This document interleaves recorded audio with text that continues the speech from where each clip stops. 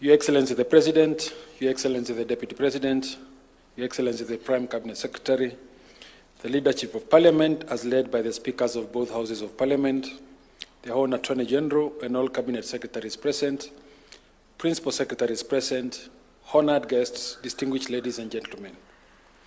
Good morning and welcome to the 8th Presidential Ascent Ceremony of the year 2026. Your Excellency, sir, this state ceremony is convened pursuant to Article 115 of the Constitution for the presidential assent of 3 National Assembly bills. The first bill that will be transmitted for presidential assent is a mediated version of the National Disaster Risk Management Bill 2023, National Assembly Bill number 24 of 2023. This bill reaches Your Excellency's desk after a legislative odyssey stretching back to 2014. In the 12 years, it has withered a spirited legislative journey through the 2 Houses of Parliament before arriving for presidential assent in its mediated form. The bill establishes a comprehensive legal and institutional framework for disaster risk management through the creation of the National Disaster Risk Management Authority and County Disaster Risk Management Committees, thereby strengthening the nation's capacity to anticipate, prepare for, respond to, and recover from disasters. Of particular significance, the bill provides a clear statutory framework for the declaration of a national state of disaster by the President, where circumstances demand a coordinated national response. It further empowers the President to direct the measures necessary to safeguard life and property, including the mobilization of resources, evacuation of affected communities, and coordination of emergency response capacities. The second bill presented for presidential assent is the Forest Conservation and Management Amendment Bill number 2025.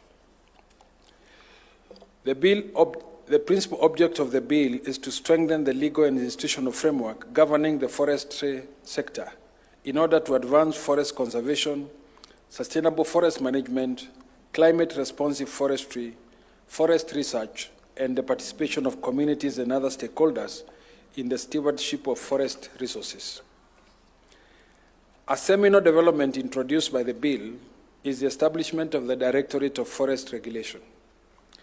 The Directorate will be responsible for enforcing compliance with the Act, licensing forest professionals, and promoting adherence to national forest standards. The bill further strengthens institutional coherence by bringing the Kenya Forest Research Institute within the statutory ambit of the anchor law in forestry, the Forest Conservation and Management Act. To crown this ceremony, Your Excellency will be presented with the Equalization Fund Appropriations Bill 2025. The bill is enacted pursuant to Article 2041 of the Constitution. It appropriates Kenya shillings 16,296 billion from the Equalization Fund for allocation to the 34 counties identified as marginalized by the Commission on Revenue Allocation under its second policy on marginalization. The funds will support the implementation of critical development projects across designated constituencies within these counties as specified in the schedule to the bill. Your Excellency, sir, with both Houses of Parliament having discharged their lawmaking mandate in enacting these 3 pieces of legislation, it is now my most humble duty to petition Your Excellency, as head of state and government, to exercise the authority conferred upon you under Article 115 of the Constitution and assent these bills into law. To set the stage for the presidential assent, I seek Your Excellency's kind permission to invite the following members of the Executive, alongside the parliamentary leadership, to witness Your Excellency set your hands unto the bills. His Excellency the Deputy President, His Excellency the Prime Cabinet Secretary, the Speaker of the National Assembly, the Speaker of the Senate, Cabinet Secretaries present, including the Attorney General, the majority party and minority party leaders of the National Assembly,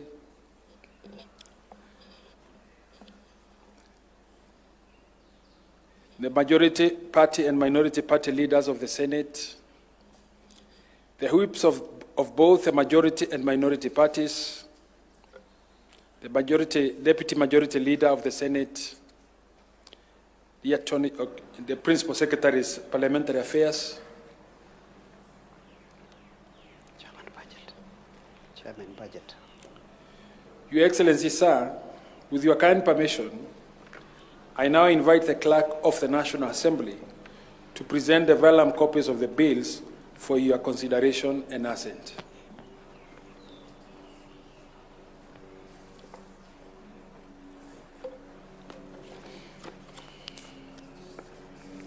Your Excellency, I stand before you under the instructions of the Speakers of Houses of Parliament to place before you 3 vellums for your assent. Good morning. Good morning, Your Excellency. Your Excellency, the first bill to receive your assent is a National Disaster Risk Management Authority bill. Your Excellency, this bill has traveled a long legislative journey in Houses of Parliament, initially having been introduced in the last Parliament, 29th, Your Excellency. Initially having been introduced in Parliament by the then chair of the Budget and Appropriations Committee and member for Kikuyu constituency in the last Parliament, the Honorable Kimani Ichung'wah. However, the end of term of last Parliament came before the bill was passed by both houses, and it was reintroduced, this time as a majority party bill in this Parliament at the beginning of the current Parliament, passed by the National Assembly with amendments, sent to the Senate, Your Excellency, and the Senate made amendments to it, which initially the 2 houses disagreed. Finally, the 2 speakers appointed a mediation committee, which agreed, came up with a version which was agreed by both houses.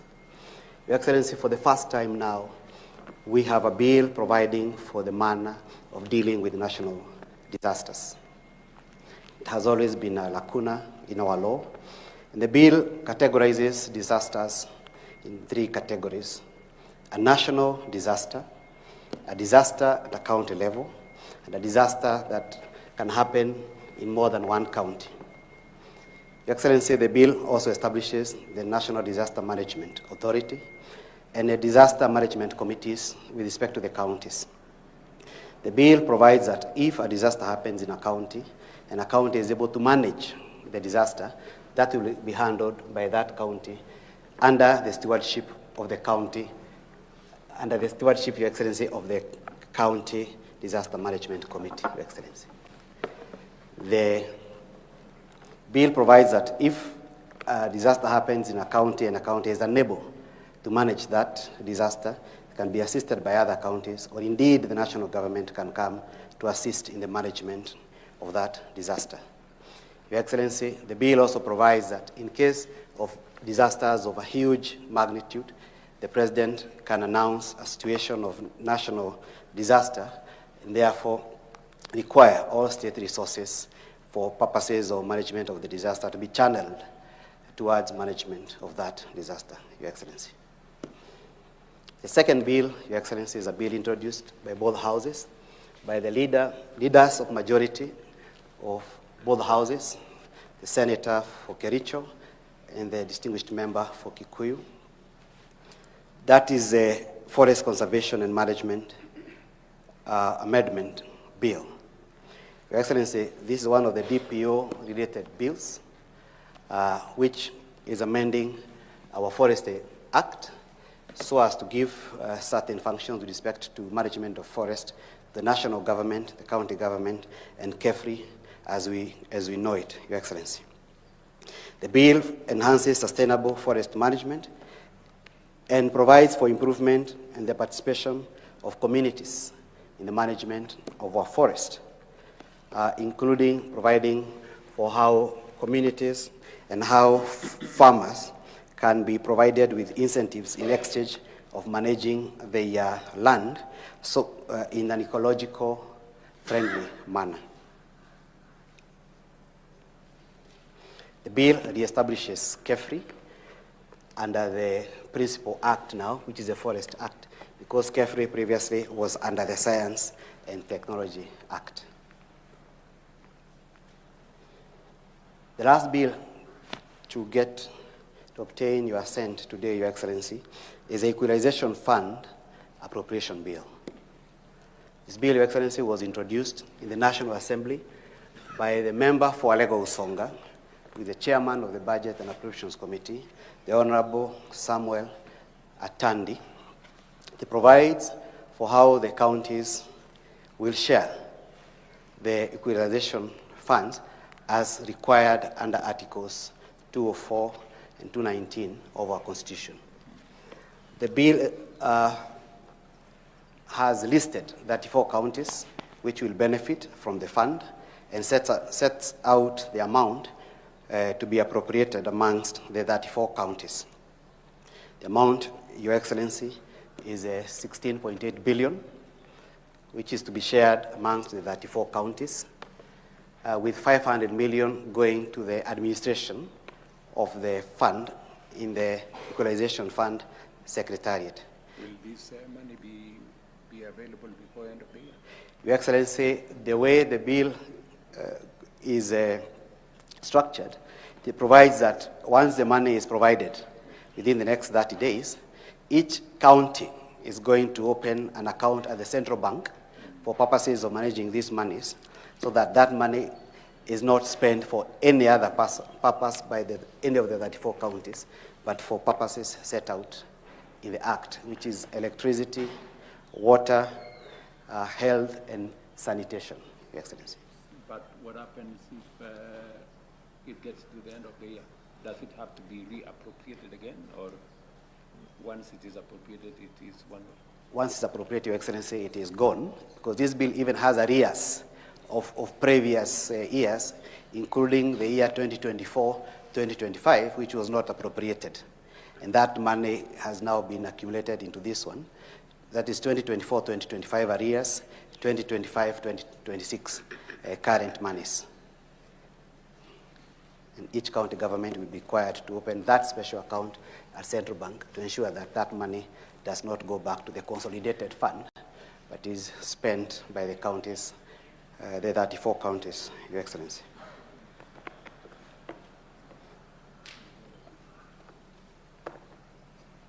It is expected that the counties will implement projects relating to electricity, health facilities, water, and roads to improve marginally their situation, Your Excellency.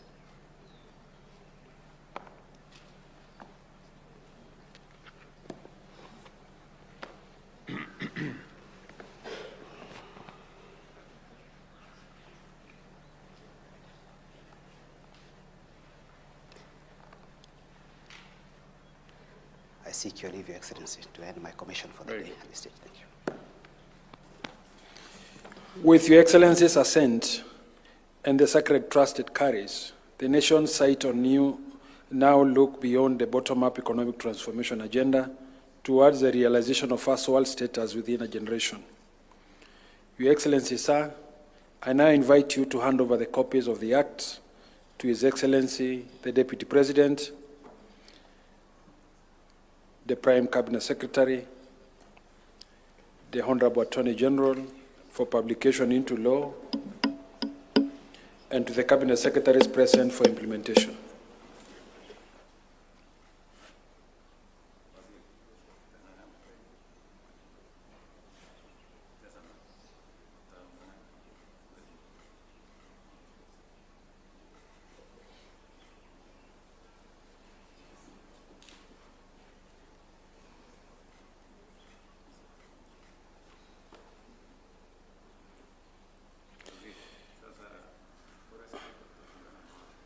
Your Excellency may also graciously present ceremonial copies of the Acts to the Speaker of the National Assembly, the Speaker of the Senate, the leader of the majority party in both houses of parliament, and other members of parliament present, and all esteemed state officials in attendance.